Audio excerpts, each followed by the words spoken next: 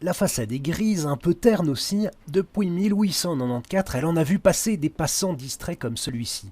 Derrière cette porte, on peine à s'imaginer le décor. Les murs de la cage d'escalier tout d'abord. Jaune, avec ses fresques, ses courbes reconnaissables parmi tant d'autres. Aujourd'hui visibles, mais depuis peu. Pendant plus d'un siècle, elles ont dormi derrière des couches de peinture décidées par les précédents occupants. Quand même douzaine de couches ou peut-être plus, parce que c'est complètement inédit. Toute cette fresque que vous voyez, c'était un beauté qui dormait et c'est pris à peu près 4 mois pour décaper.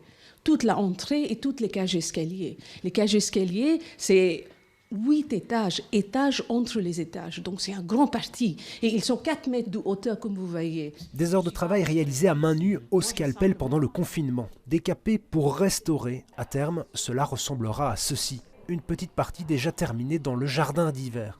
Mais ce n'est qu'une partie du travail, toutes les boiseries ont déjà une nouvelle vie et les meubles aussi.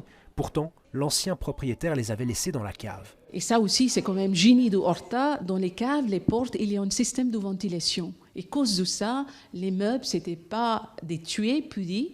Mais la première chose que j'ai fait, j'ai restauré tous les meubles qui s'est pris quand même 4 ans. Donc c'est l'art total. Toutes les poignées de porte, toutes les lustres, tous les meubles, c'était fait pour cette maison. Regardez par exemple ces poignées ou les courbes de ce lustre, de nouveau les mêmes que celles des fresques. Pareil pour les meubles du salon, tout est pensé pour et uniquement pour cette maison. Au total, elle fait 1200 mètres carrés. Imaginez donc le coût des rénovations. C'est pas justement l'achat de la maison, la restauration coûte 10 fois plus cher parce que c'est les mains d'œuvre, c'est l'art total.